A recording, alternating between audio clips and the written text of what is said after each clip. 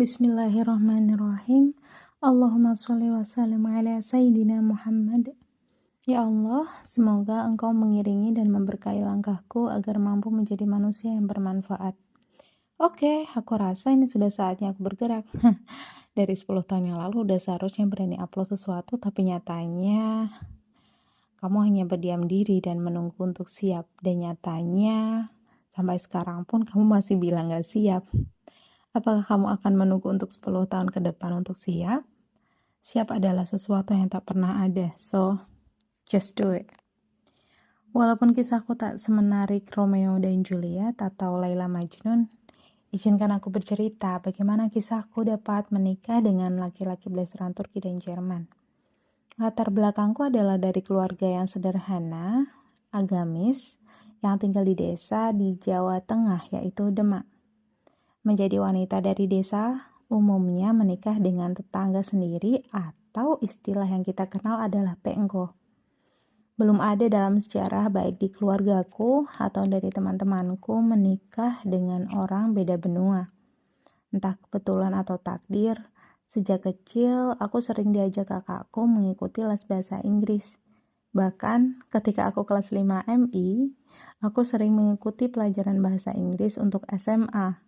Karena tanteku adalah guru bahasa Inggris dan aku senang mengikuti beliau.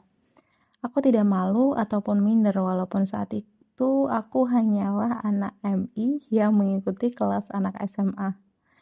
Tidak banyak sumber yang bisa aku dapat saat itu, tapi tidak menghalangiku untuk belajar bahasa Inggris karena aku berpikir aku harus bisa bahasa Inggris jika mau berkeliling dunia.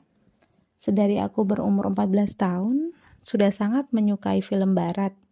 Bahkan hal itu membuat alam bawah sadarku sangat ingin menikah dengan bule.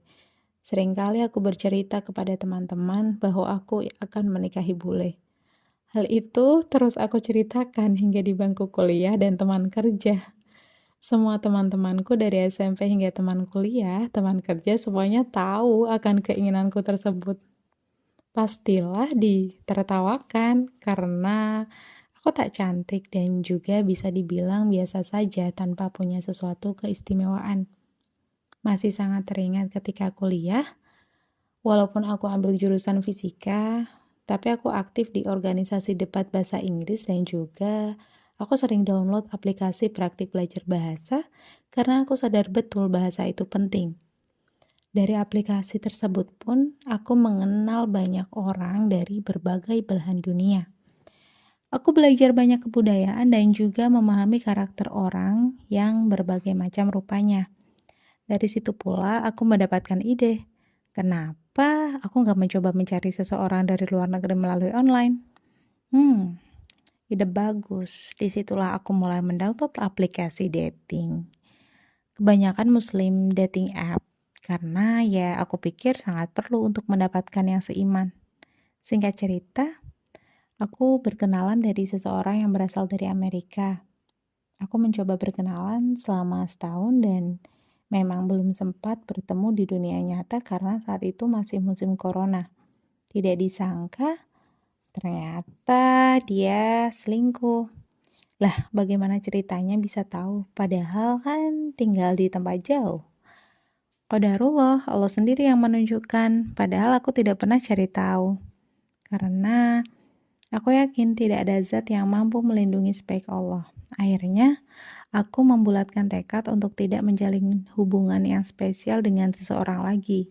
Tidak menjalin hubungan kembali tidak berarti aku berhenti untuk mencoba berikhtiar, memperbaiki diri, dan memperbanyak relasi.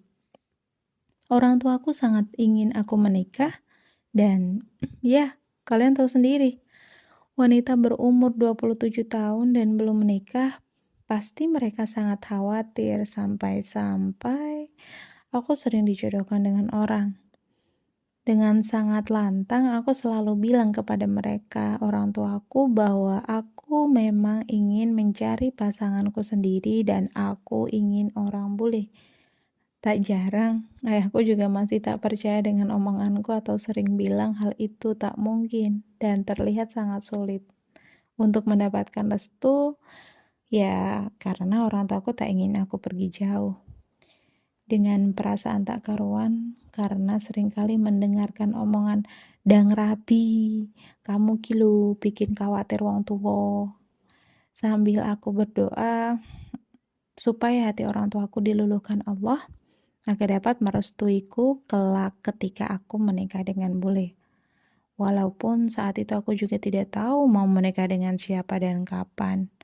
Aku masih sendiri dan tidak memiliki pandangan siapa yang akan menjadi pasanganku kelak. Pada saat itu, aku disarankan temanku untuk mendownload aplikasi yang disebut Hawa ya, di mana aplikasinya terlihat lebih menjanjikan dan banyak orang yang lebih baik. Disitulah aku berkenalan dengan suamiku saat ini. Jujur, saat itu aku tidak berani untuk menyapanya karena aku rasa dia terlalu tinggi untukku. Tinggi di sini, aku rasa dia terlalu baik dari profilnya, wajahnya, terlalu ganteng untukku. Matanya hijau abu-abu, kulitnya putih dan botak. Panggil saja ya Ilyas. Semua itu seleraku banget. Tapi tetap aku nekat untuk menyapa dia terlebih dahulu pada akhirnya. Di hatiku saat itu hanya seperti ini. Nothing tulus lah ya. Bismillah, ikhtiar ya Allah. Beberapa hari kita berkenalan, akhirnya aku memutuskan untuk uninstall aplikasi dan kita berinisiatif untuk berbicara melalui WhatsApp.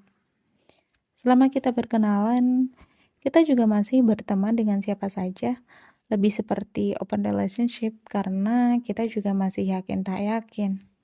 Berselang 9 bulan, dia memberanikan diri datang ke Indonesia untuk pertama kalinya.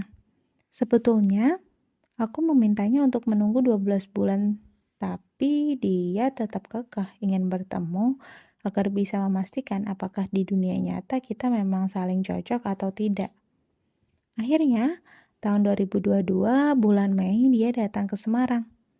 Karena keluargaku sangat religius, tentunya aku tidak pergi sendirian dengan dia. Selalu ada orang ketiga dan keempat.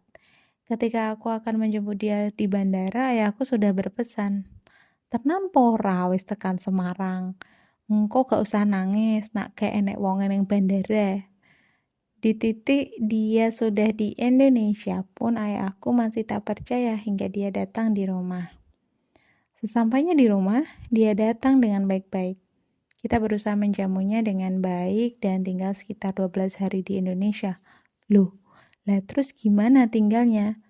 Gak usah khawatir, tinggalnya beda rumah kok. Gak mungkin lah orang tuaku mengizinkan dia tinggal serumah sama aku sebelum menikah.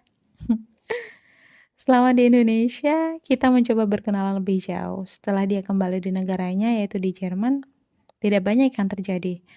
Masih sama, kita yakin tak yakin dalam melanjutkan hubungan. Sambil terus berikhtiar, memperbanyak doa dan terus berusaha yang terbaik, qadarullah, kita punya kesempatan untuk bertemu di Saudi Arabia di akhir tahun 2022. Pada saat itu, aku diterima menjadi volunteer World Cup Qatar 2022 dan siapa tahu ini adalah rezekiku juga untuk berangkat umroh yang pertama kali. Umroh mandiri. Dibantu dengan kakak Yulia yang super baik, semoga Allah selalu menjaganya. Aku memberanikan diri untuk berangkat ke Saudi setelah dari Qatar. Pertemuan kedua tidaklah mudah, banyak kesulitan yang kita hadapi selama kita berada di Saudi. Disitulah keraguan muncul apakah kita akan bisa melanjutkan ke jenjang yang lebih serius atau tidak. Walaupun ragu, tapi kita tetap keep kontak. Tak banyak yang tahu hubunganku dengan dia, hanya keluarga dan sahabat terdekat. Keluargaku pun juga kurang setuju dan masih menanyakan apakah dia serius atau tidak karena setelah pertemuan pertama dan kedua tidak terlihat ada keseriusan apapun dari dia dan aku pun juga masih ragu untuk melangkah karena ya pada dasarnya aku tidak terlalu ingin menikah. Orang tua aku utamanya selalu mempresur aku untuk menikah. Dan kalian tahu sendiri kan rasanya gimana ditanya tiap hari, tiap waktu, terutama oleh ibu sendiri, kapan nikah. Sangat amat tidak nyaman. Jadi tolong ya buat kalian hamba-hamba Allah tercinta, tolong sadar bahwa jodoh itu tangan Tuhan. Jangan menyalahkan orangnya jika memang belum dikasih rezeki jodoh oleh Allah. Gak semua orang itu juga digariskan Allah untuk menikah. Biarkanlah Doakan dia jika memang ingin membantu, tapi bukan dengan pressure kata-kata nggak penting yang bisa menyakiti hati. Oke? Di akhir tahun 2023, pada akhirnya Ilyas ingin menemuiku lagi untuk ketiga kalinya karena dia masih tidak yakin dan ingin meyakinkan kembali apakah kita memang bisa menikah atau tidak. Tahun 2023 merupakan tahun berat untukku. Saat itu aku mendapatkan online job tapi hanya sekitar 2 bulan. Setelah itu aku kebingungan harus kerja apa dan pada akhirnya aku bekerja kembali di bagian customer service. Aku bekerja hanya sebulan karena saat itu di tempat kerjaku sulit sekali untuk melakukan sholat. Gajinya lumayan banget sih, tapi untuk apa aku tetap kerja tapi aku nggak sholat? Ngaco banget kan, nyari rezeki tapi malah menjauh dari yang memberi rezeki. Akhirnya, aku bulatkan tekad untuk keluar dari kerjaan dengan modal, ya Allah, aku yakin jika aku lakukan ini demi Engkau, Engkau akan gantikan aku dengan kerjaan yang jauh lebih baik dari ini. Dan alhamdulillah benar adanya setelah aku keluar dari tempat kerja tersebut, tiba-tiba ada temanku yang menawarkanku kerjaan dan akhirnya aku bekerja proyek juga selama 2 bulan. Allah gak cuma menggantikan kerjaan lamaku, tapi aku juga dilamar. Gak tahu gimana ceritanya, Ilyas tiba-tiba membulatkan tekad datang di bulan Oktober dan melamarku beberapa hari sebelum aku berulang tahun yang ke-28 tahun. Alhamdulillah, Masya Allah, dengan lamaran seadanya, hanya berbekal cincin, dia datang sendiri untuk memberanikan diri melamar. Lamaran yang sangat sederhana, tanpa ada dekorasi mewah, makeup artist, seserahan, ataupun tamu undangan. Lamaran berlangsung sangat sederhana dan berempat saja, orang tuaku, aku, dan Ilyas saja. Walaupun seperti itu, alhamdulillah acara berlangsung hikmah dan tentunya dengan diiringi doa dari orang tuaku. Setelah lamaran, tidak begitu saja mudah untuk menentukan tanggal pernikahan. Tapi pada akhirnya kita tidak tahu akan menikah kapan. Akhirnya kita bahas pernikahan melalui online karena di saat itu aku harus terbang ke Jakarta untuk keperluan bekerja. Banyak hal ajaib terjadi di luar nalar ketika kita berusaha menyusun rencana pernikahan. Dan akan aku bahas di cerita selanjutnya. Buat kalian yang saat ini sedang bekerja tapi harus lepas hijab atau bekerja tapi harus meninggalkan sholat, tinggalkanlah. Walaupun saat ini kamu gak ada kerjaan lain, gak usah takut, rezeki itu dari Allah. Dan jika kamu yakin, insya Allah, Allah gantikan dengan kerjaan yang jauh lebih baik tanpa harus durhaka kepada Allah. Lihatlah, yang aku lakukan hanya meninggalkan kerja yang membuatku tak bisa sholat, tapi Allah gantikan aku dengan kerjaan yang lebih baik dan juga dengan memberikan jodoh.